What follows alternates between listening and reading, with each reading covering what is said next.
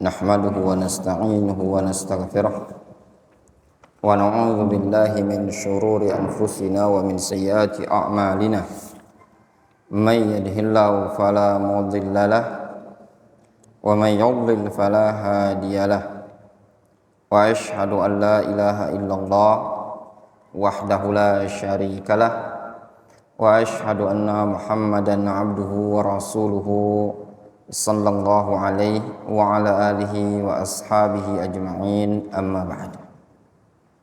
Pada pertemuan sebelumnya kita telah membaca keterangan yang berkaitan dengan adab fit tariq ilal masajid, adab di jalan menuju masjid.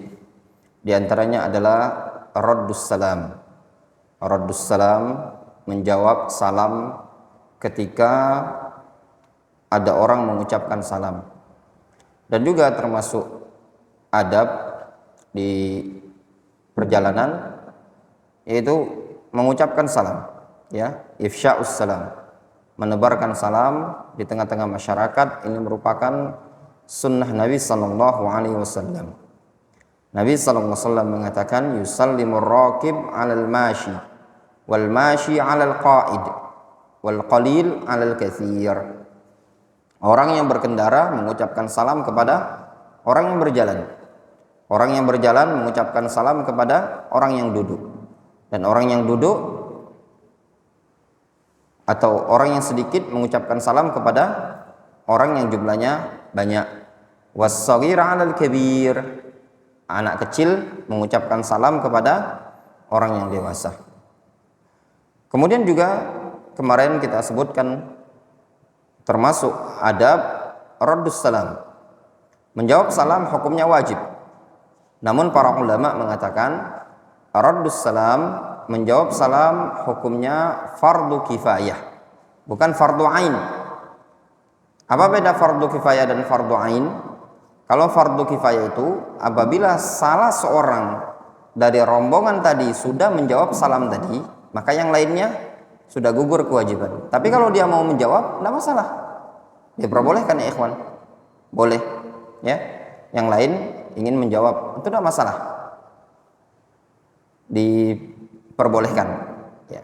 Namun kalau sudah ada yang menjawab, itu secara hukum kewajiban gugur. Jadi misalkan kalau antum berjalan, ada orang mengucapkan salam, assalamualaikum, salah satu dari rombongan tadi ada yang menjawab waalaikumsalam, itu sudah terwakili. Namun kalau semuanya mau menjawab, tidak masalah, boleh. Itu zikir dan itu ibadah. Namun yang perlu diperhatikan, apabila ada orang mengucapkan salam, maka kewajiban antum menjawab salam tersebut minimalnya semisal dengan yang dia ucapkan. Kalau seandainya dia mengucapkan assalamualaikum warahmatullahi wabarakatuh, maka wajib bagi antum mengucapkan yang semisalnya. Apa yang semisal? Waalaikumsalam warahmatullahi wabarakatuh. Kalau seandainya antum menjawabnya cuma waalaikumsalam, tidak lengkap, berarti antum belum menjawab dengan yang semisal. Padahal Al-Quranul Karim menyebutkan, memerintahkan untuk menjawab dengan yang semisal. Itu minimalnya.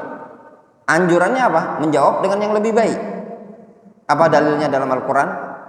Wa idha huyyitum bitahiyyatin fahayyu bi ahsana minha aw rudduha. Apabila kalian diberikan penghormatan, diberikan salam dengan salam penghormatan. Salam penghormatan bagi kita umat Islam ini adalah ucapan salam assalamualaikum.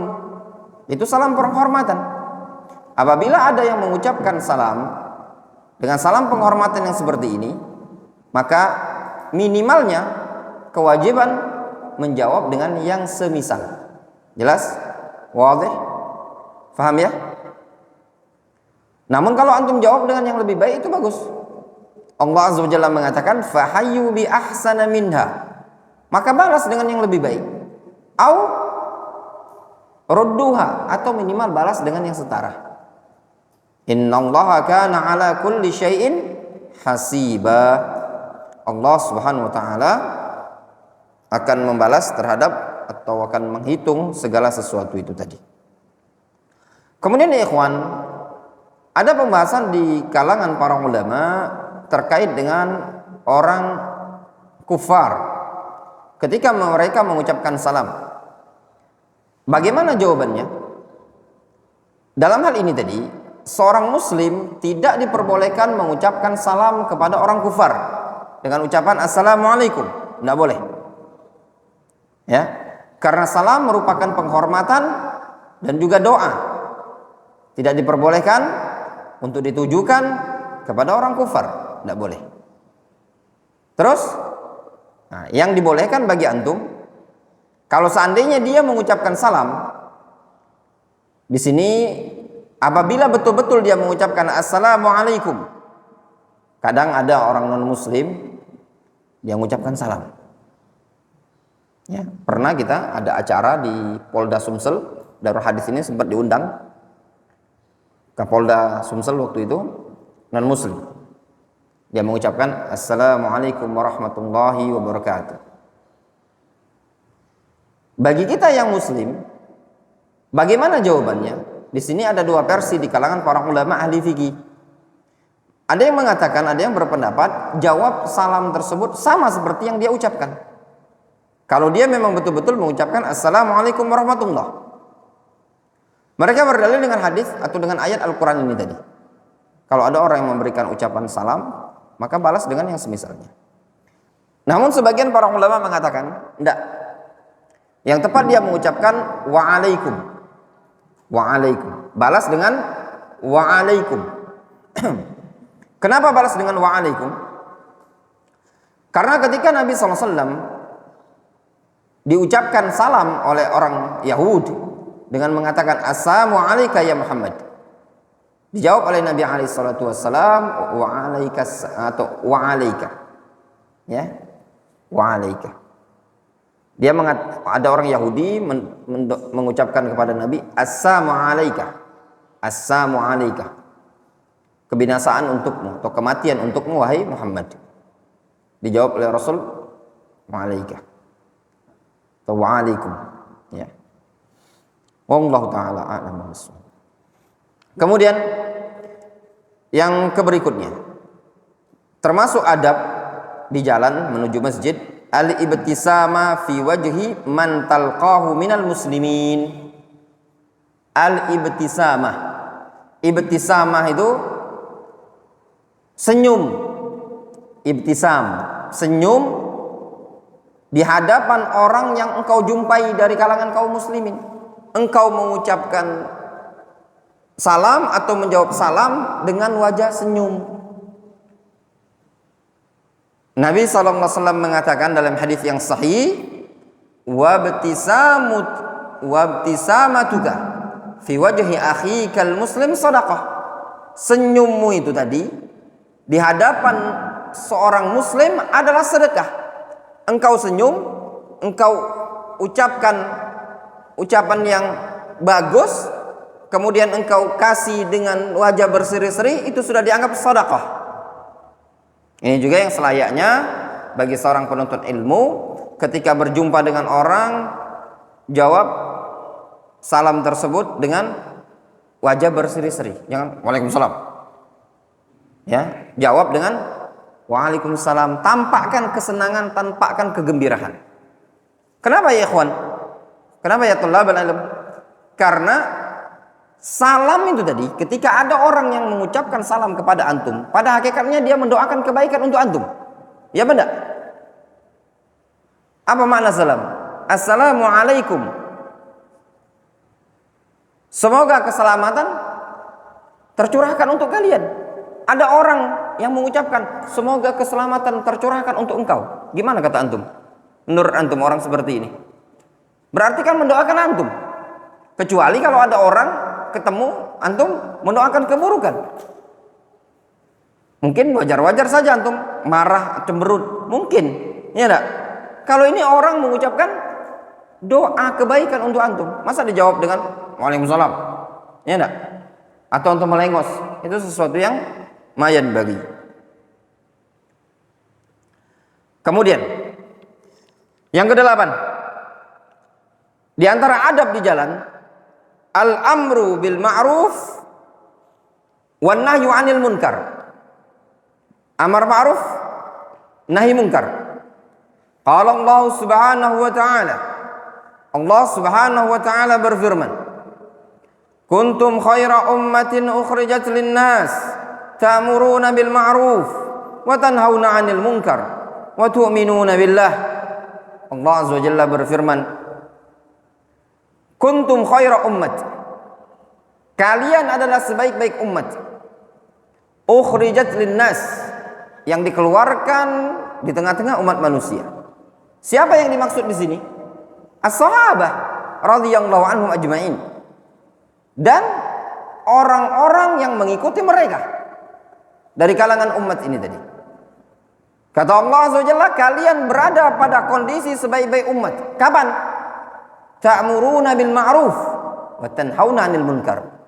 Tatkala kalian membangun prinsip ta'muruna bil ma'ruf, memerintahkan kepada perkara yang ma'ruf, wan nahyu 'anil munkar, dan melarang dari perkara yang munkar. Wa tu'minuna billah, serta kalian beriman kepada Allah Azza wa Jalla. Bani Israil tidak mau mereka amar ma'ruf nahi munkar. Lu'inal ladzina kafaru min bani Israil. Ya. Terlaknatlah orang-orang kafir dari kalangan Bani Israil. Apa yang menyebabkan mereka terlaknat? Apa yang menyebabkan mereka dimurkai oleh Allah Azza wa Jalla? Di antaranya, kanu la yatanahawna an munkarin. Mereka dulu punya kebiasaan tidak saling mencegah dari kemungkaran. Adapun Islam membangun prinsip apa?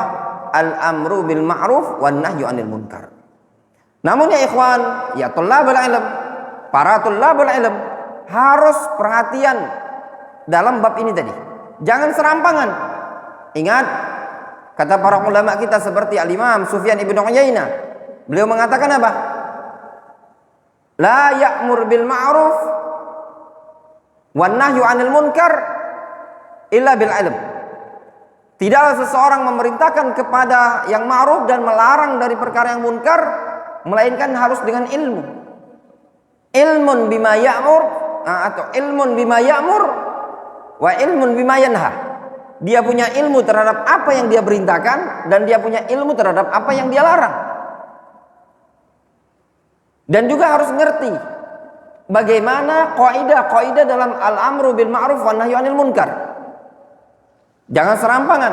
Ini disebutkan oleh mereka para ulama dalam mencegah kemungkaran. Tidak semata-mata melihat kemungkaran langsung dicegah. Tidak ya ikhwan. Lihat. Di tengah-tengah kufar Quraisy ada berhala. Mengelilingi Ka'bah lebih dari 300 berhala. Apakah berhala tersebut dihancurkan oleh Nabi kita Muhammad SAW ketika beliau berdakwah di Mekah? Fal jawabu la. Jawabannya enggak. Rasul tidak menghancurkan berhala tersebut. Kapan dihancurkan oleh Rasulullah SAW? Ketika beliau berdakwah ke Madinah dan telah tersusun kekuatan kaum muslimin pada saat penaklukan kota Mekah. Beliau menghancurkan lebih dari 300 berhala yang ada di Ka'bah seraya membaca ayat Al-Qur'anul Karim, wa ja'al haqq wa zahaqal batil innal batila kana zahuqa. Telah datang kebenaran dan hancurlah kebatilan. Ya. Jadi ada kaidah-kaidah yang perlu antum perhatikan. Namun secara global Islam membangun prinsip al-amru bil ma'ruf wan nahyu 'anil munkar. Fa fi athna'i sayrika ilal masjid kun amiran bil ma'ruf wa nahyan 'anil munkar wa minal amri bil ma'ruf wan nahyi 'anil munkar anna ar-rajula yahutsu man ra'ahu mutakhallifan an salatil jama'ah ilaiha wa idza raha man yashrab dukhan aw yastami lil aghani wal musiqi wal mazamir nahahu an dzalik wa idza marra ala man yaghish fi bai'ihi wa syira'ihi ankara alaihi dzalik. Kata penulis buku ini, di tengah-tengah perjalananmu menuju masjid, hendaknya engkau menjadi orang yang memerintahkan terhadap perkara yang ma'ruf dan melarang dari perkara yang munkar. Termasuk bagian dari al-amru bil ma'ruf wan nahyu 'anil munkar seseorang hendaknya dia memotivasi orang yang dia lihat enggan untuk sholat jamaah. Ketika antum berjalan dari rumah antum mendapati orang yang tidak sholat, antum tegur, ajak, ayo mas sholat mas, ayo kita sholat, ayo sholat. Ya enggak? Ajak. Seperti itu tadi. Wa idza ra'a man yashrab dukhan, kalau ngelihat orang yang ngerokok, tegur. Ya. Oh yastami' lil aghani, atau mendengar musik, nyanyian atau seruling, dia larang dari hal tersebut. Demikian juga apabila dia melewati orang yang menipu dalam jual belinya, maka dia ingkari. Ini juga prinsip al-amru bil ma'ruf wa nahyu 'anil munkar. Kalau seandainya masing-masing masyarakat ya membiasakan hal seperti ini tadi, maka akan berkurang keburukan. Dan itu tugasnya thalabul ilm. Namun ya ikhwan, sebagaimana yang disampaikan oleh Nabi sallallahu alaihi wasallam, man ra'a minkum munkaran falyughayyirhu bi yadihi. Fa illam yastati' fa bi lisanihi wa illam yastati' fa bi qalbihi. Wa dzalika adhaful iman. Kata Nabi sallallahu alaihi wasallam, barang siapa yang melihat kemungkaran hendaklah ubah dengan kekuatan dia, dengan tangannya dia, kalau tidak mampu maka dengan lisan dia, kalau tidak mampu maka dengan hatinya. Apa dengan hati? Dengan cara dia mengingkari dan tidak bergabung pada majelis tersebut. Ya.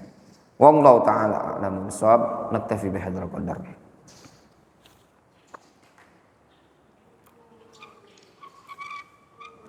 Itu istirahat dulu.